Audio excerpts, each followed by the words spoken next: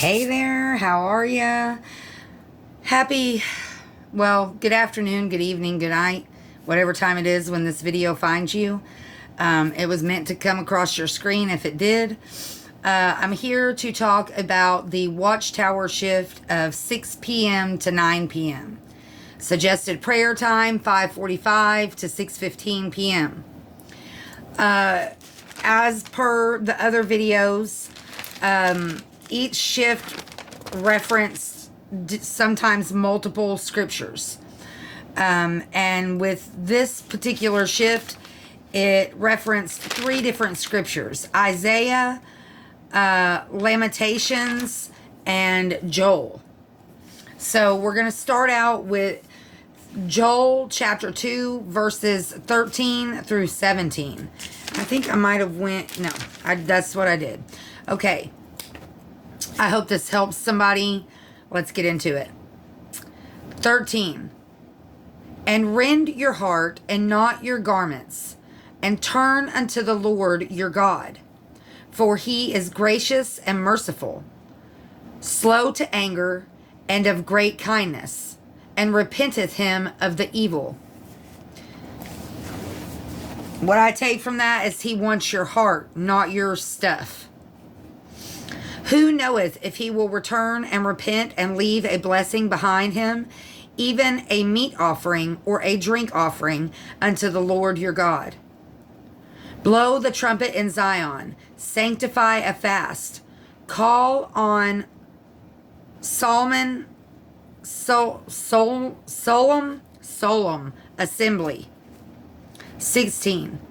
Gather the people, sanctify the congregation, assemble the elders, gather the children and those that suck the breast.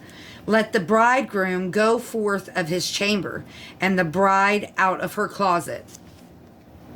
17. Let the priests, the ministers of the Lord, weep between the porch and the altar. And let them say, Spare the people, O Lord, and give not thine heritage to reproach, that the heathen should rule over them. Wherefore should they say among the people, Where is their God?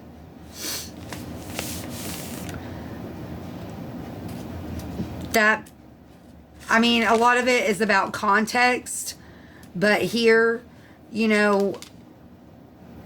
it's talking about fasting, assembling, prayer, blessings, to receive heritage. Okay, so now we go to Lamentations of Jeremiah, chapter 2, verses 19 and 20.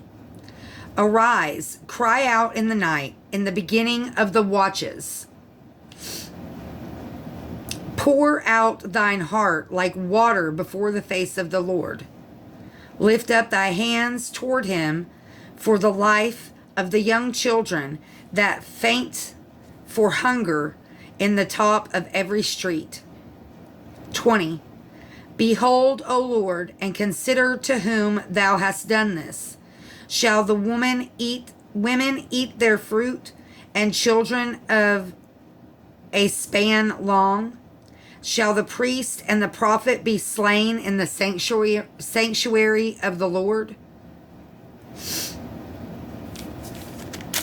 Is this the first watch? No, this is 6 p.m. to 9 p.m. I do not believe. I'll have to look that up, which order they go in. Maybe it is. But either way, the watchtower shifts are set up to where there's 8 different shifts. And back then, you didn't have digital security like we have today. So security guards were a real thing, and everybody had a different shift to help keep everybody else protected. Okay, and then the third set of scripture is Isaiah chapter 8, verses 9 and 10. I think it specifically just referenced 10, but I decided to write 9 through 12. Associate yourselves, O ye people, and ye shall be broken in pieces, and give ear to all ye of far countries. Gird yourselves, and ye shall be broken into pieces. Well, I'm going to sneeze. Oh, excuse me. Gird yourselves, and ye shall be broken into pieces. And honestly, I should have researched this better because I'm not really sure what they're referencing right there. Gird yourselves, like I want to hear that as like guard yourself, protect yourself. It was 5:22 when I looked at the timer. Take counsel together, and it shall come to naught. Speak the word, and it shall not stand.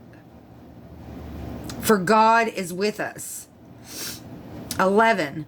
The Lord spake this to me with a strong hand, and instructed me that I should not walk in the way of this people, saying, Say ye not a confederacy at all to all of them, to whom thus people shall say, A confederacy, neither fear, yea, their fear not be afraid. So many times it tells us to not be afraid. And it's said so many, if I remember correctly, it's 365 times. Fear not, have no fear. He says it so many times because he knows we're going to be afraid. It's in our nature to be afraid when we don't know what's coming next. We try desperately to fill that void and to get that knowledge and to be able to predict the future, but in reality, nobody can. They may be able to get it a lot right. They may be able to pick out some of the details, but nobody can predict the future 100%. If you ever look at any prophecy, it's just bits and pieces, like puzzle pieces. They fall together based on our life choices and based on, the different paths that we take. Because if you think about it logically, today, you may be on the right path. You may be making good choices. But are you going to do that tomorrow? Are you going to be faced with a temptation or a challenge that's going to make you break tomorrow? Or today, later today even? He knows. The universe knows. Because technically it's already happened there. This is like level 1. They already know what's going to happen because it's technically already happened. That's a dimensional thing. I'm not even going to attempt to talk about that because I know very little myself. But that being said, I have said this for years, and a lot of people looked at me cruelly when I would say it like this, but it's the truth.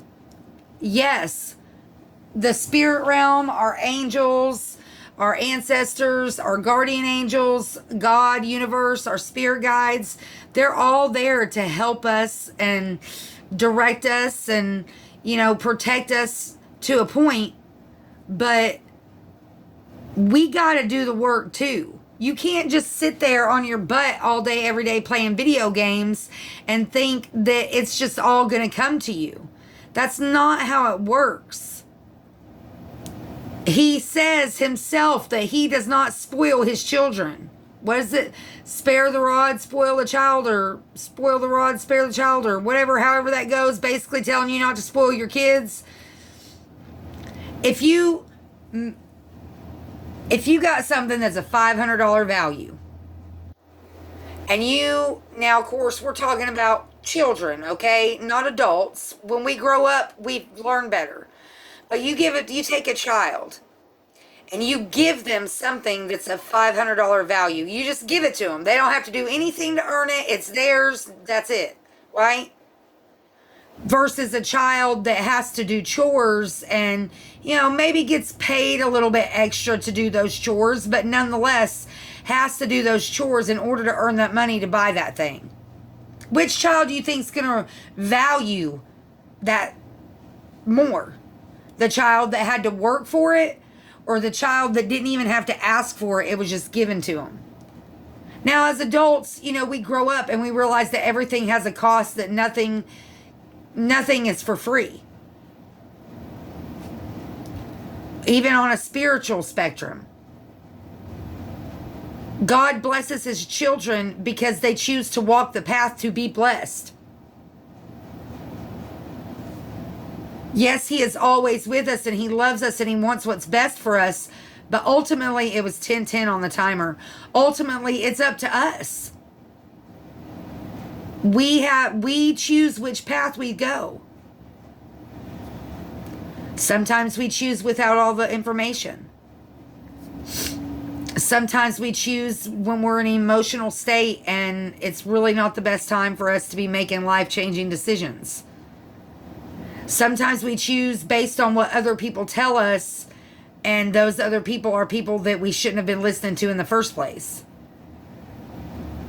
But there are the cases where, you have every reason in the world to believe that you can trust somebody and that somebody has your best interest at heart. And lo and behold, guess what? They don't. They were conniving little backstabbers. Most of us experience all those scenarios as we go through life and become adults, which makes us value everything a little bit more. In my mind, people that don't experience the tests and the tribulations, it's because they're not a real soul. They're just, what do they call that? A non-something player, NRP, or anyways, non-reactive player or whatever. They're bots. Believe it or not, there are bodies here that their whole purpose of being here is to be a pawn.